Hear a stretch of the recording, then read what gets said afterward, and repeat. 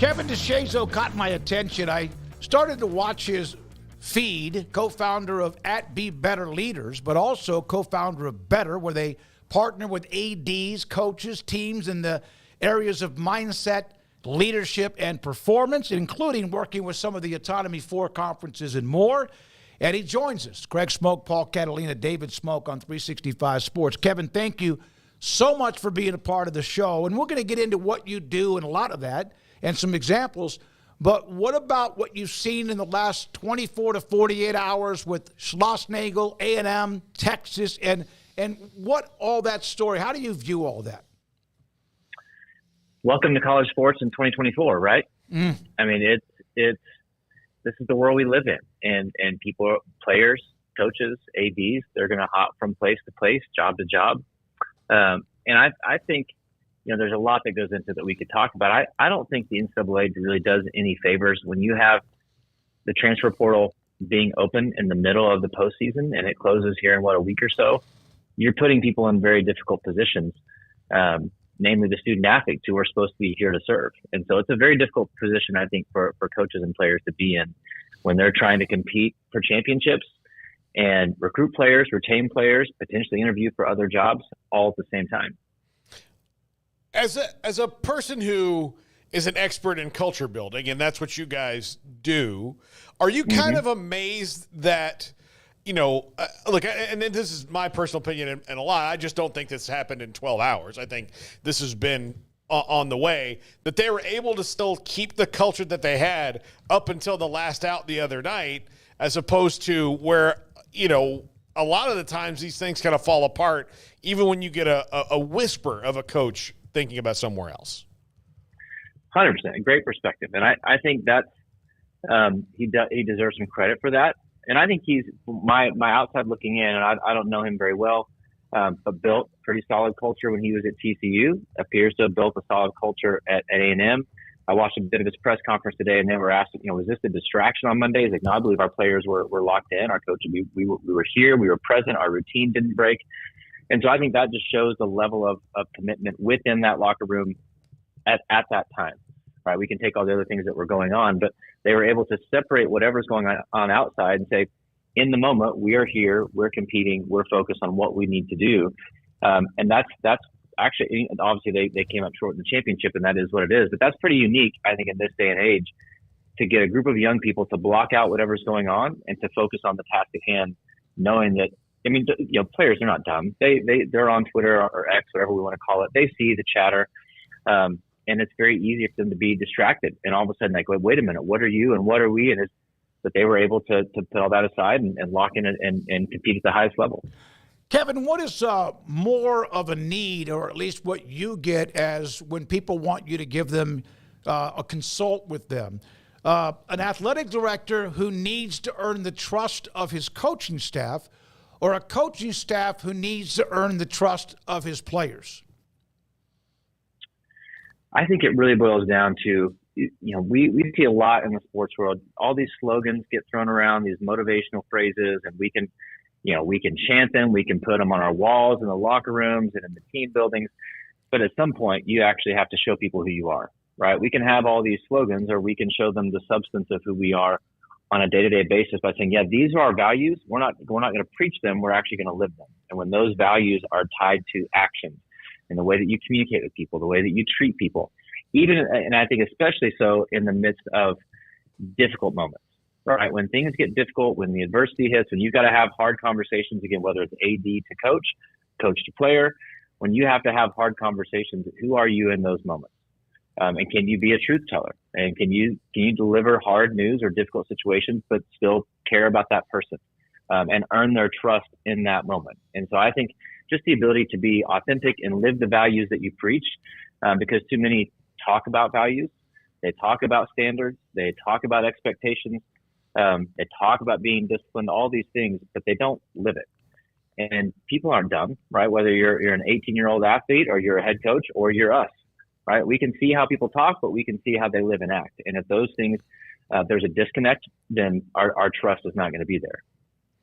So you guys have worked with a bunch of teams going in. What is different about the way that you approach it, other than, sometimes they just bring in somebody like you and like, look, we need a rah-rah speech here, like, and that's what the speakers or the programs will do. What's your approach that's different, so that you can kind of find what underlying and what is different about each individual program you go talk to? Yeah, I think what I found, and I'm a part of this world to a degree, when you bring in speakers, you're nailed the head. It's a lot of rah-rah, inspiration, and it's fun. It's entertaining.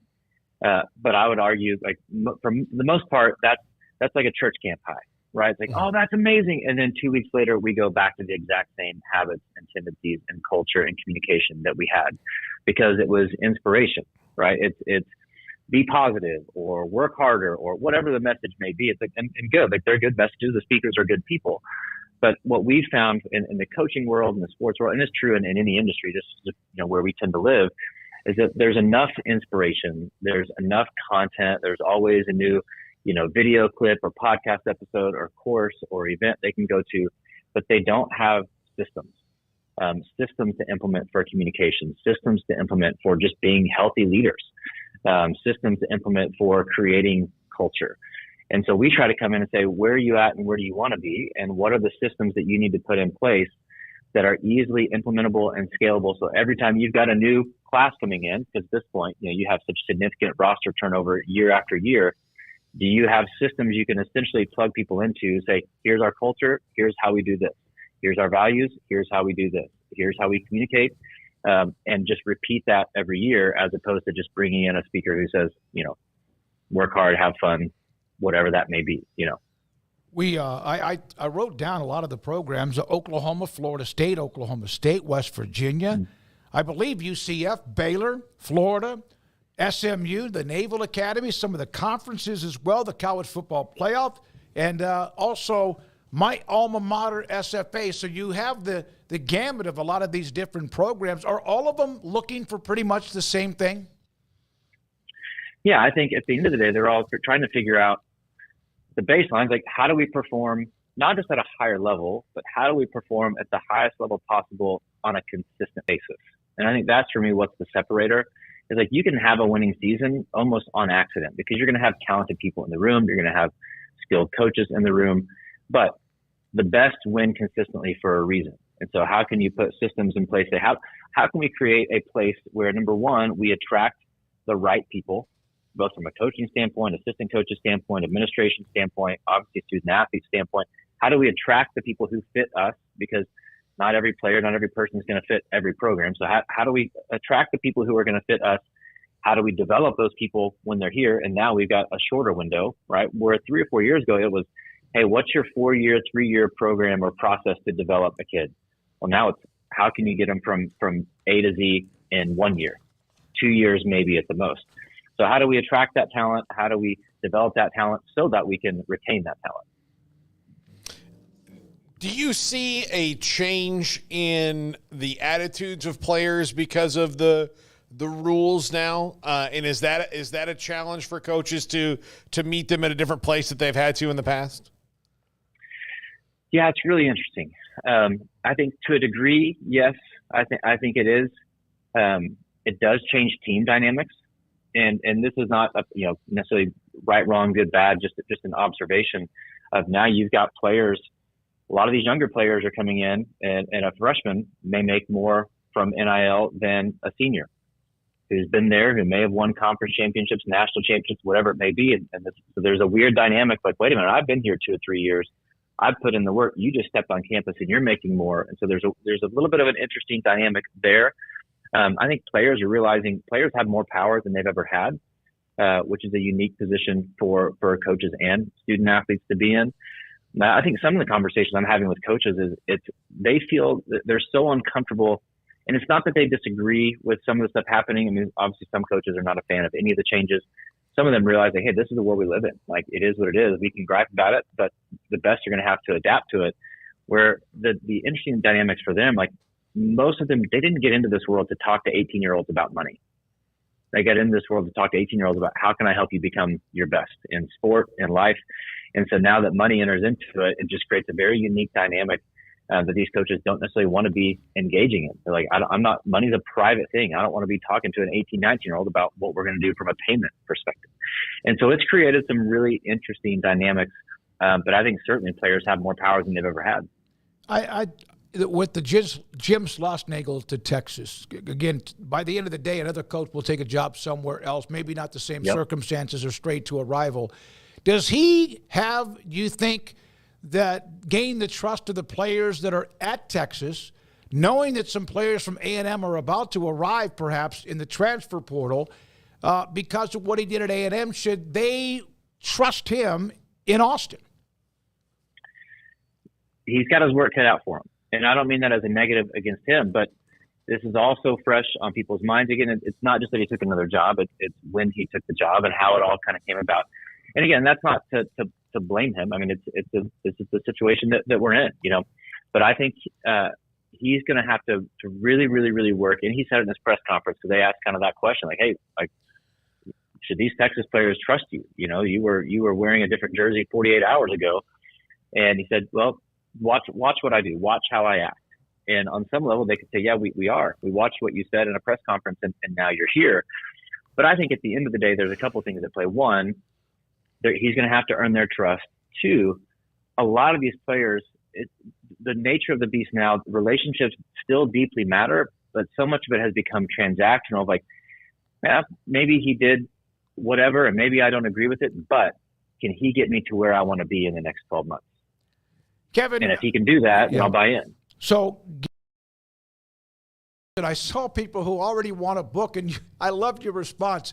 I appreciate the interest, but it's 98% done. So you need to write that. You need to write that faster, right? Yeah. So I have a book out from 4 years ago called Keep Chopping Wood that a lot of leaders and teams use. It's a very short read because I don't have a long attention span. But I've got one that's, to your point, 98% finished. It's called Into the Storm. It's about overcoming adversity and building mental toughness. My hope is to have it released, you know, in the next 6 to 8 weeks. I just got to get it finished. How long does it take you to write a book? Is it different types? You've done 3, I think. This might be your 4th. Yep. Is some takes you 6 months, some take a year and a half, some take not. What's the timeline? Yeah, the writing itself for me is not that difficult. So Keep Chopping Wood, I wrote in 4 hours. There's a copy shop in the basement of our office. Now it's 9,000 words, so let's not. Okay. You know, yeah. It's not a 40,000 word novel. But I don't have a long attention span, and it didn't need, 9,000 was enough. My new book's about 12,000 words. It probably took me a day to write. What's taken so long is getting all the other pieces together and sitting down long enough to get everything kind of finalized and put together. But the writing process itself, usually I can knock out 10,000 or so words in a day. You mentioned attention span. Have you ever walked from one side of the house to the other? I'm not sure if you have a 2-story, you go upstairs to get something, or maybe down in the basement, and you come back with something or two different than what you went to go get? Oh, the question is not have I done that. It's how many times a day does that actually happen? Been there, done that, man. It's a bad deal. It's a bad deal. It's only getting worse. Between raising 3 kids, I feel like social media has made that even worse. I mean, it's not good. All right, so this seems like this is going well for you. You have the Big Ten, the Mountain West. I think I saw Conference USA. Is it different talking to those who work at a conference than it is those who work for, like, coaches or ADs for the schools at a conference? A little bit. I mean, at the end of the day, leadership is about people. Right. And do you understand how to communicate, how to build relationships, how to get people aligned towards a common vision, and then execute on that. So at the general level, I mean, it's just people. And so it's not, the nuances will be different. Obviously, if you're talking about a group of adults, at a conference or at the college football playoff where you've got 30 professionals working in an office setting versus a tennis coach trying to get, 12, 13 players aligned and executing at the highest level on the same page, or a football program or baseball. So there's nuances, but in general, it's the same. Hey, Kevin, thank you very much for getting back in touch with me and also being a part of the show. Good timing with where we are today in college athletics, the landscape in so many ways. You're right. Thanks for your time.